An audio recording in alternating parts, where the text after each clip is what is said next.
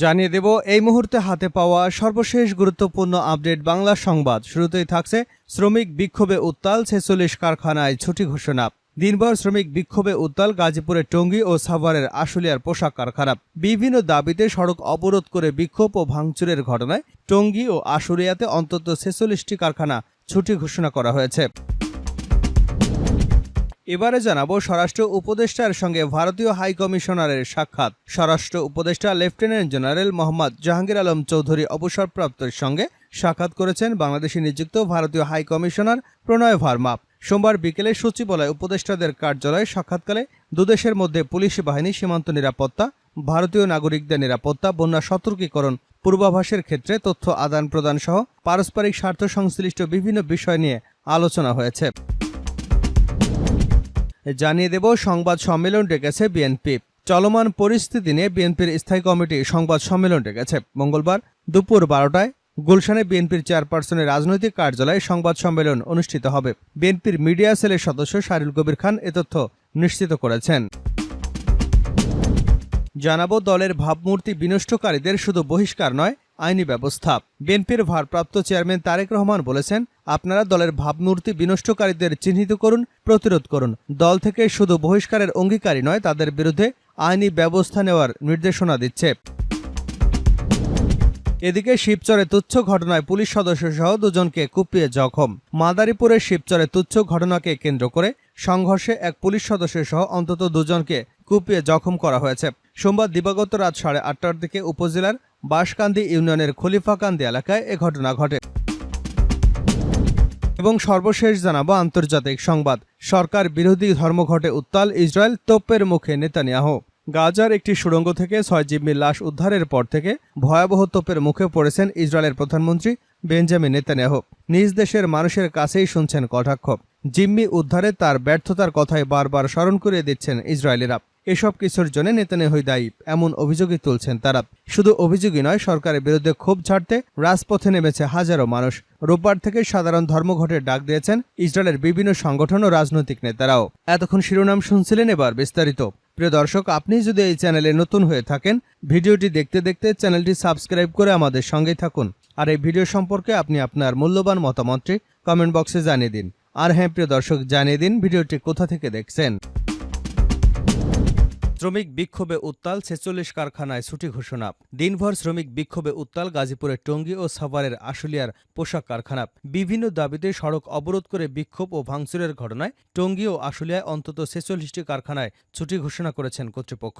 সকালে কারখানার শ্রমিক এবং চাকুরি প্রত্যাশীদের ওই কর্মসূচি শুরু করেন। এ অবস্থায় আশুলিয়ার বিভিন্ন এলাকায় অন্তত ৩৫টি কারখানায় ছুটি ঘোষণা করেছে সংশ্লিষ্ট কর্তৃপক্ষ।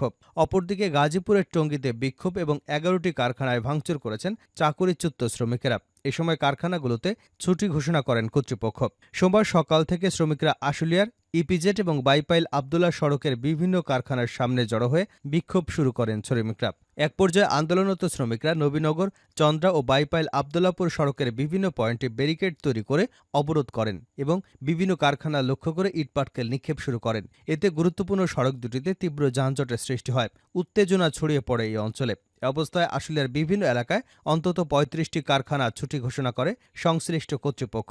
শ্রমিকদের বিক্ষোভের এক পর্যায়ে শিল্প পুলিশ এবং সেনাবাহিনীর সেনা সদস্যরা ঘটনাস্থলে পৌঁছে শ্রমিকদের বুঝিয়ে বাইপাইল আবদুল্লাপুর সড়কের ব্যারিকেড তুলে সড়কে যান চলাচল স্বাভাবিক করেন। আশুলিয়া শিল্প পুলিশ ১-এর পুলিশ সুপার মোহাম্মদ সারওয়ার আলম বলেন, আজকে শ্রমিকরা আন্দোলন করছে চাকুরির দাবিতে। এছাড়াও পোশাক কারখানায় নারী পুরুষের সমানুপাতিক হারে নিয়োগের দাবি সহ আরও কয়েকটি দাবি রয়েছে। আমরা সেনাবাহিনীর সদস্যদের সহযোগিতায় বাইপাইল আবদুল্লাপুর সড়কটি অবরোধ থেকে মুক্ত করতে পারলেও এখনও ব্যারিকেড রয়েছে ইপিজেডের সামনে। উদ্বুদ্ধ পরিস্থিতিতে এখন পর্যন্ত বাইপাইল আবদুল্লাপুর সড়কের দুপাশে অবস্থিত কারখানাগুলোর মধ্যে অন্তত ৩০ থেকে ৩৫টি কারখানায় ছুটি ঘোষণা করা হয়েছে। সমস্যার সমাধানে আমরা চেষ্টা চালিয়ে যাচ্ছি, যোগ করেন এই কর্মকর্তা। অপরদিকে সকাল থেকেই গাজীপুরের টঙ্গীর বিসিক এলাকায় বিক্ষোভ শুরু করে কয়েকশো শ্রমিক। এক পর্যায়ে বিক্ষুব্ধ শ্রমিকরা পোশাক কারখানাগুলোতে ভাঙচুর চালায়। এ অবস্থায় টঙ্গীর বিভিন্ন এলাকার অন্তত ১১টি কারখানায় ছুটি ঘোষণা করে সংশ্লিষ্ট কর্তৃপক্ষ। বিভিন্ন সময় ওইসব কারখানা থেকে যারা চাকরিচ্যুত হয়েছিলেন তারা এই ভাঙচুরে অংশ নেন বলে অভিযোগ শ্রমিক ও কারখানার কর্মকর্তাদের। স্বরাষ্ট্র উপদেষ্টার সঙ্গে ভারতীয় হাইকমিশনারের সাক্ষাৎ। স্বরাষ্ট্র উপদেষ্টা লেফটেন্যান্ট জেনারেল মোহাম্মদ জাহাঙ্গীর আলম চৌধুরী অবসরপ্রাপ্তর সঙ্গে সাক্ষাৎ করেন বাংলাদেশে নিযুক্ত ভারতীয় হাইকমিশনার প্রণয় ভার্মা। সোমবার বিকেলে সচিবালয় উপদেষ্টাদের কার্যালয়ে এ সাক্ষাৎকালে দুদেশের মধ্যে পুলিশ বাহিনী, সীমান্ত নিরাপত্তা, ভারতীয় নাগরিকদের নিরাপত্তা, বন্যা সতর্কীকরণ ও পূর্বাভাসের ক্ষেত্রে তথ্য আদান প্রদান সহ পারস্পরিক স্বার্থ সংশ্লিষ্ট বিভিন্ন বিষয় আলোচনা হয়। শুরুতে উপদেষ্টা হাইকমিশনারকে স্বাগত জানিয়ে বলেন, চলমান সংস্কারের অংশ হিসেবে স্বরাষ্ট্র মন্ত্রণালয়ের আওতাধীন পুলিশ সহ অন্যান্য বাহিনীতে সংস্কার করা হবে, তবে তা এখনও প্রাথমিক পর্যায়ে রয়েছে। বৈঠকে দুপক্ষ সীমান্ত নিরাপত্তা বৃদ্ধির মাধ্যমে সীমান্ত হত্যা সর্বনিম্ন বা শূন্যে নামিয়ে আনার বিষয়ে ঐক্যমত পোষণ করেন। হাইকমিশনার এ সময় বাংলাদেশে বসবাসরত ভারতীয় শিক্ষার্থী এবং অন্যান্য নাগরিকদের নিরাপত্তার বিষয়ে উপদেষ্টার সহযোগিতা চাইলে তিনি তাকে এ বিষয়ে পুরোপুরি আশ্বস্ত করেন। উপদেষ্টা জানান, বাংলাদেশে ভারতীয় নাগরিকদের নিরাপত্তার কোনো শঙ্কা নেই। সরকারের পক্ষ থেকেও তাদের পরিপূর্ণ নিরাপত্তা ব্যবস্থা করা হবে। তিনি বলেন, ভারতীয় শিক্ষার্থীরা বাংলাদেশে এসে তাদের পাঠ কার্যক্রম শুরু করতে পারেন। স্বরাষ্ট্র উপদেষ্টা বলেন, বন্যা সতর্কীকরণ এবং পূর্বাভাসের ক্ষেত্রে আমাদের দুদেশের একসঙ্গে কাজ করা উচিত। হাইকমিশনার এক্ষেত্রে প্রয়োজনীয় তথ্যউপাত্ত দিয়ে বাংলাদেশকে সহযোগিতা করবে বলে জানিয়েছেন। হাইকমিশনার এ সময় বলেন, স্বল্প পরিসরে ভারতীয় ভিসা কেন্দ্রগুলোতে বাংলাদেশি নাগরিকদের জন্য ভিসা চালু হয়েছে, তবে তা মূলত জরুরি চিকিৎসার প্রয়োজনে এবং পড়াশোনার জন্য আসা শিক্ষার্থীদের জন্য। দলের ভাবমূর্তি বিনষ্টকারীদের শুধু বহিষ্কার নয়, আইনি ব্যবস্থা। তারেক রহমান। বিএনপির ভারপ্রাপ্ত চেয়ারম্যান তারেক রহমান বলেছেন, আপনারা দলের ভাবমূর্তি বিনষ্টকারীদের চিহ্নিত করুন, প্রতিরোধ করুন। দল তাদের শুধু বহিষ্কারের অঙ্গীকারী নয়, আইনি ব্যবস্থা গ্রহণ করবার নির্দেশনা দিচ্ছে।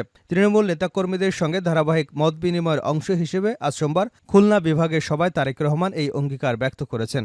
জনগণের প্রত্যাশা পূরণ এবং আগামীর আধুনিক বাংলাদেশ গড়তে রাষ্ট্র কাঠামো সংস্কারের ৩১ দফার কর্মসূচি মূল বিষয়গুলো তুলে ধরে এই বার্তা দেশের প্রান্তিক সব মানুষের কাছে পৌঁছানোর নির্দেশনা দেন। তারেক রহমান বলেন, বাংলাদেশের মালিকানা এদেশের মানুষের, আর স্বাধীনভাবে ভোটাধিকার প্রয়োগের মাধ্যমে জনপ্রতিনিধি নির্বাচন তার ন্যায্য ও গণতান্ত্রিক অধিকার। দেশে অবাধ ও সুষ্ঠু নির্বাচন নিশ্চিত করতে ১৯৯৬ সালে বিএনপি জনগণের ভোটাধিকার নির্বিঘ্ন করতে দলীয় সরকারের পরিবর্তে তত্ত্বাবধায়ক সরকার ব্যবস্থা সংবিধানে সংযুক্ত করেছিল। কিন্তু ক্ষমতা কুক্ষিগত করতে জনগণকে ভোটাধিকার বঞ্চিত করার লক্ষ্যে স্বৈরাচারী শেখ হাসিনা সেটার সংবিধান থেকে মুছে দিয়ে ৩টি জাতীয় নির্বাচনে জনগণকে ভোটাধিকার থেকে বঞ্চিত রেখেছে। আমরা জনগণের ভোটাধিকার পুনঃপ্রতিষ্ঠা করতে তত্ত্বাবধায়ক সরকার ব্যবস্থা সংবিধানে আবারও সংযুক্ত করতে চাই। নেতাকর্মীদের উদ্দেশ্যে তারেক রহমান বলেন, বিএনপি দেশের সাধারণ মানুষের প্রত্যাশা পূরণের লক্ষ্য নিয়ে কাজ করে যাচ্ছে। মানুষের স্বাধীনতা, বাক স্বাধীনতা, শান্তিতে ব্যবসা বাণিজ্য করবার অধিকার সহ যেসব মানবিক অধিকার রয়েছে সবগুলো নিশ্চিতে বিএনপি বদ্ধপরিকর।